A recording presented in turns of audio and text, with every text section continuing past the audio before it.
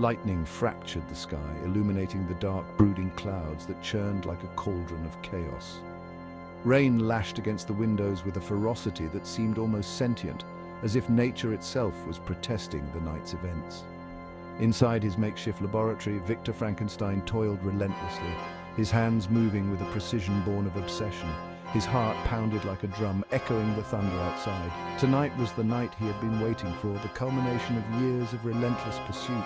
Years of research, countless sleepless nights, and an unyielding drive to conquer the unknown had all led to this singular moment.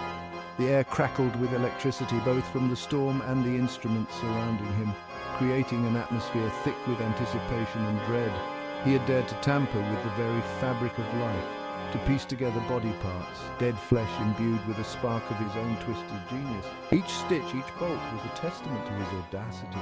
He had envisioned a being of perfection, a testament to his ambition and intellect, a creation that would defy the natural order and proclaim his mastery over life and death. The storm outside raged in symphony with the turmoil within him, a mirror to his conflicted soul. The heavens seemed to echo his inner chaos, each lightning strike a reflection of his own turbulent thoughts. Was he a god or a devil? The question gnawed at him, a relentless whisper in the back of his mind.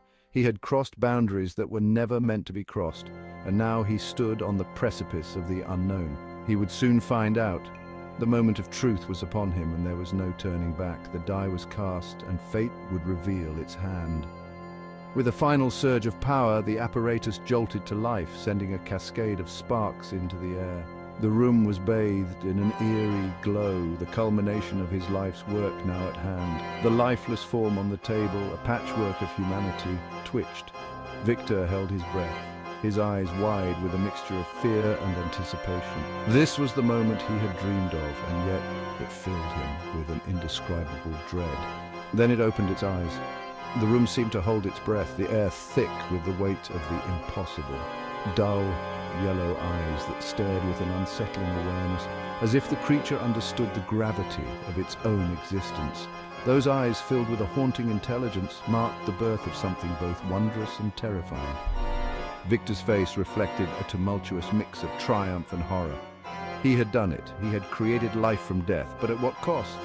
The weight of his actions pressed down on him, a heavy burden that he would carry forever.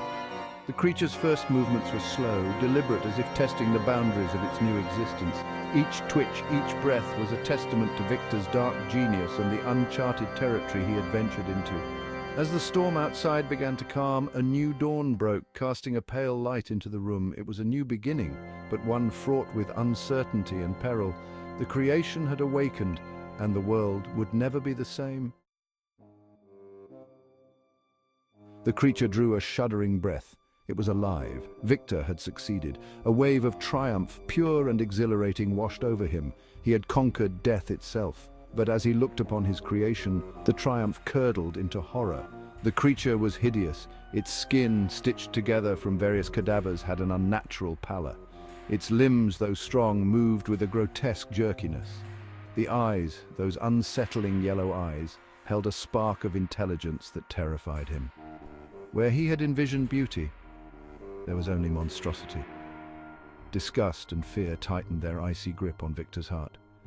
He had brought forth a nightmare. Panicked, he fled the lab, abandoning his creation in the cold, sterile environment that was its first taste of the world. The creature, abandoned by its creator, was left to navigate a world that seemed both wondrous and terrifying. It was a child, innocent and completely unaware of its own grotesqueness. The world it found itself in was vast and filled with both beauty and danger, a place where every shadow held a secret and every light revealed a new mystery. It was a child, innocent and completely unaware of its own grotesqueness. Its heart, though monstrous in form, was pure and filled with a longing to understand the world around it. It wandered through forests and fields, marveling at the colors of the flowers and the songs of the birds, trying to find its place in a world that seemed to have no place for it. Driven by basic instincts, it sought shelter and sustenance, only to be met with fear and revulsion. Every door it knocked on was slammed shut. Every hand it reached out to was withdrawn in horror. It did not understand why it was treated this way, why the very sight of it caused such fear in the hearts of those it encountered. Humans, those strange beings that it instinctively knew it resembled, recoiled in horror from its appearance. Their eyes widened in terror, their bodies trembled, and their voices rose in screams that echoed through the night. It was as if its very existence was an affront to their senses, a nightmare come to life. Their screams of terror were like physical blows. Each scream was a reminder of its own otherness, a painful confirmation that it did not belong. The creature's heart ached with a loneliness that was deeper than any physical pain, a loneliness that seemed to grow with each passing day. It learned that to be different was to be feared, to be loathed. The world it had been born into was one that valued conformity, that saw anything outside the norm as a threat. It was a painful awakening for a being born into a world that rejected its very existence. It was a painful awakening for a being born into a world that rejected its very existence. The creature's days were filled with a constant struggle for survival, its nights with dreams of acceptance and belonging.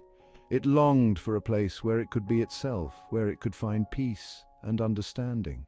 Loneliness became its constant companion. It wandered through the world, a solitary figure in a landscape that seemed to have no place for it. The creature's heart was heavy with the weight of its isolation, its soul yearning for a connection that seemed forever out of reach.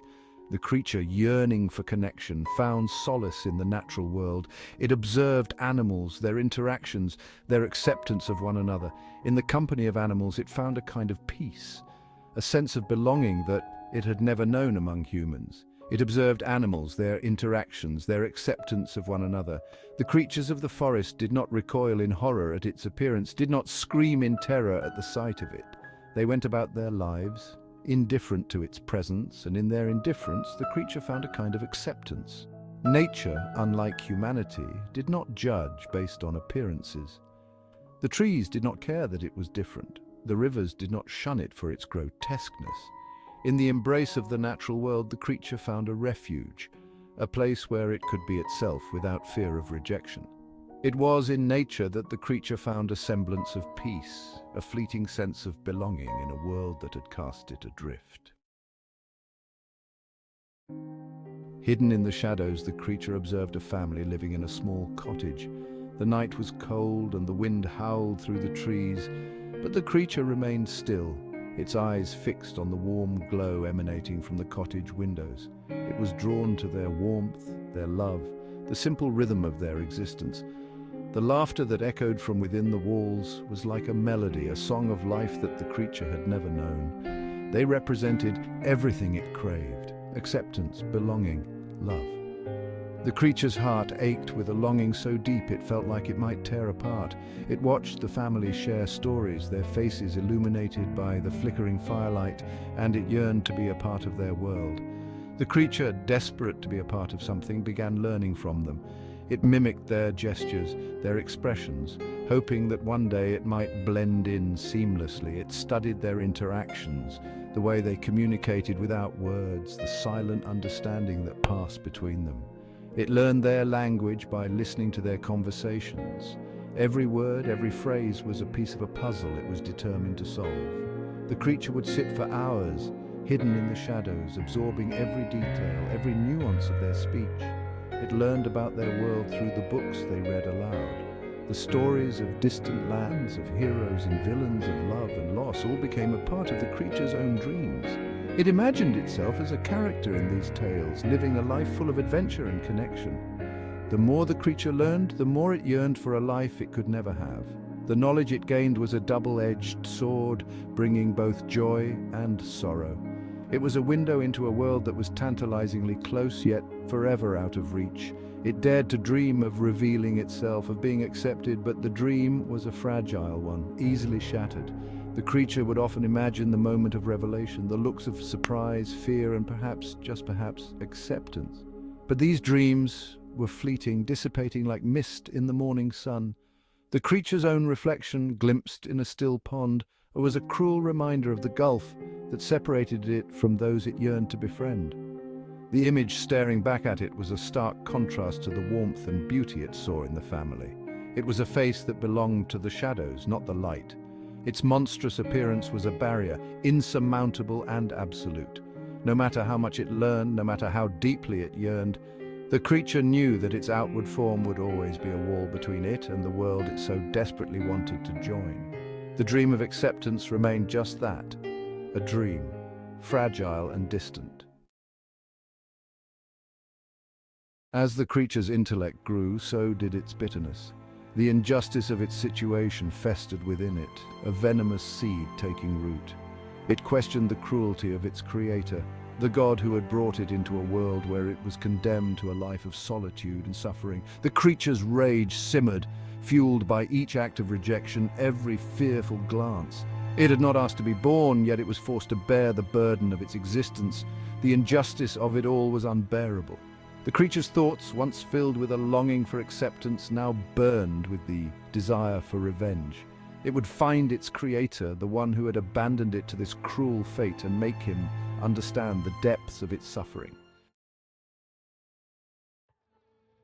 The creature, driven by its need for retribution, set out to find its creator. It vowed to make Victor Frankenstein experience the same pain, the same isolation, the same utter despair that it had endured.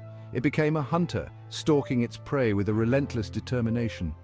The creature was no longer the naive being that had stumbled out into the world. It was cunning, resourceful, and fueled by an icy rage that knew no bounds. It became the embodiment of Victor's sin, a monstrous reflection of his own ambition and hubris. Victor, meanwhile, had tried to bury the memory of his creation, to pretend it had never happened. But the past has a way of catching up. The creature's shadow fell upon his life, a harbinger of the darkness that was to come. The creature's vengeance was swift and merciless. It struck at Victor's heart, targeting those he loved most. Like a dark angel of death, it brought pain and suffering to Victor's doorstep, a twisted parody of the happiness Victor had so carelessly sought in his quest for knowledge. Each death, each act of violence was a note in a symphony of despair, composed to torment Victor's soul. Victor, consumed by guilt and horror, was forced to confront the consequences of his actions. The creature he had tried so hard to forget was now a tangible nightmare, a force of destruction that he could not escape. Haunted by his sins, Victor fled, desperately seeking to outrun the consequences of his actions. He was pursued relentlessly by his creation, a chilling reminder of his hubris. Their chase became a macabre dance across continents, the creator fleeing from the monster he had brought to life.